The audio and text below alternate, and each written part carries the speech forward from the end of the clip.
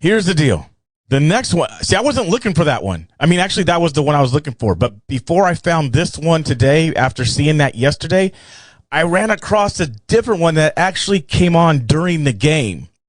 Okay, so there was a commercial that came on during the game, okay? And from my understanding, LeBron James, King LeBron, right? That everybody thinks is better than Michael Jordan and this and that. King LeBron narrated this one, okay? He narrated this one, so it makes it special, folks. Look what we did. Look what we did. Look what we made happen. Look what we made happen. With our voices made possible. With their voices made possible, look what they did. And now look what they're trying to do to silence us. Watch this. Using every trick in the book.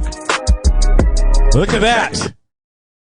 What they're trying to do to silence us. They're using every trick in the book.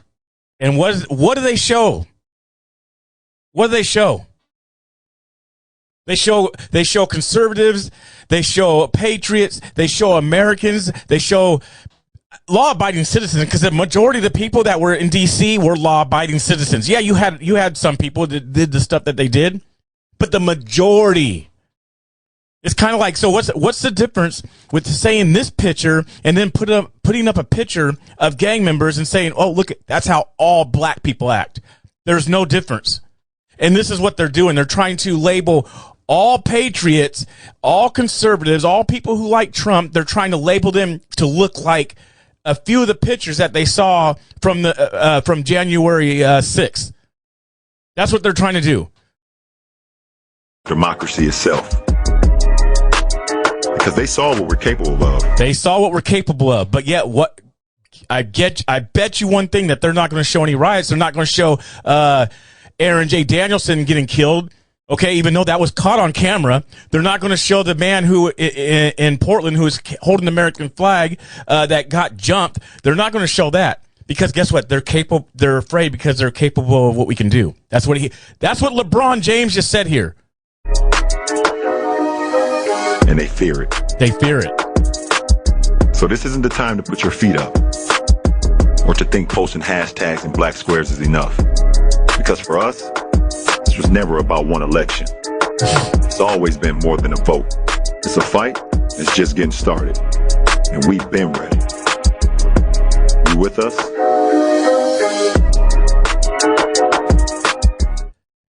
Okay.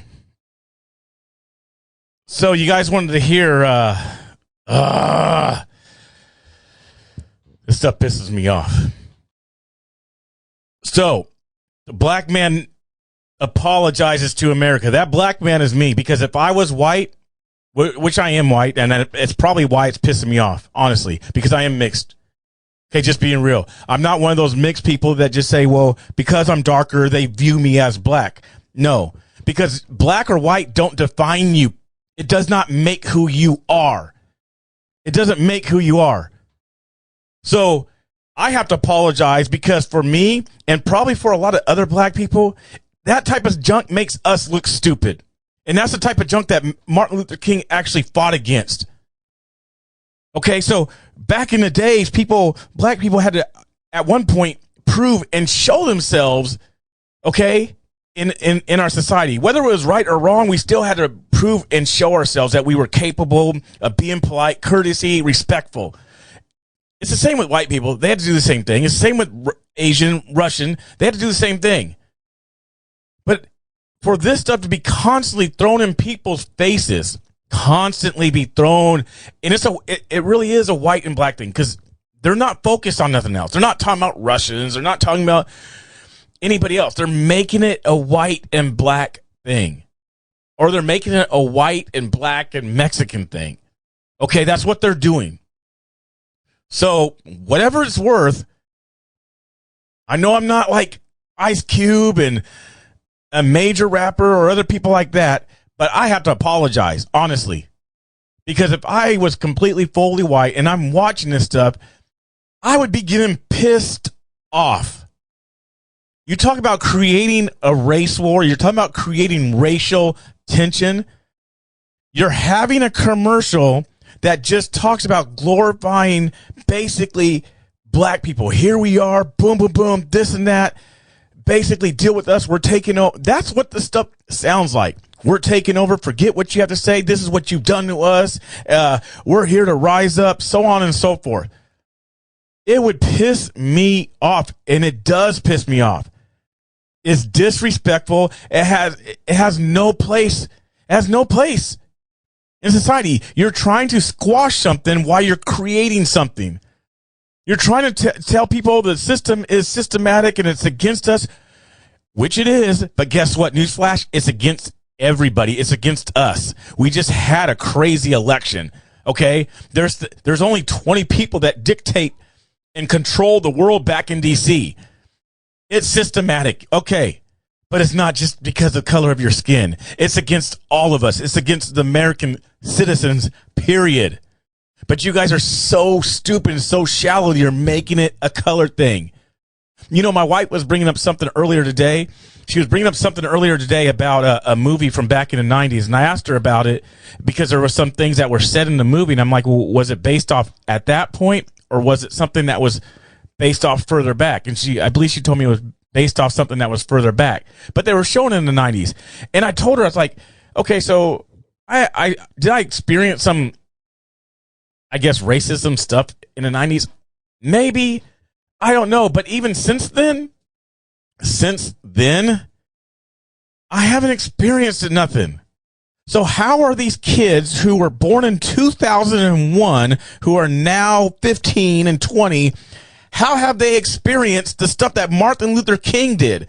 How they experienced the stuff that their parents did? There are so much opportunities nowadays for people all across the board, from trans to LGBTQ to Asian to Russian to black to Mexican. There's so many opportunities. What's holding you back? Where do you feel oppressed and down and beaten up at? Who's beating you up? Who's tearing you up? Because if someone don't like the jeans you have on, if you're sagging your jeans, that's not called racism if they don't want you in their facility. That's not called racism. That's called character and presentation. How do you look? Do you present yourself properly? That's what it's called. It's not called racism. If I have my hat backwards, well, we don't want people in the club or in our venue with your hat backwards. That's not called racism. They have rules. That's not called racism. Well, they pulled me over because of my car. Well, maybe your car fit a description. That's not called racism. And people don't even know what racism is now. It don't even seem like they don't know what racism is. Well, Trump's racist because he said this, because he wanted to build a wall. That's not racism. That's not racism because Trump wanted to build a wall and keep people out of the country who don't belong here, who are immigrants. That's not racism. Okay, because you are here. All nationalities are here. All different religions are here in America. It's not called racism when he keeps people out from coming in. But this is the stuff that they're propagating and they're pushing to children. To children. They're pushing this stuff to children, and not just children, but to adults. And then a lot of adults start to feed into it and say, yep. That's what the liberal Democrats are doing. I know I have an uncle who's very liberal. Very liberal. That's the stuff that they're doing. It seriously baffles me. I do not get it.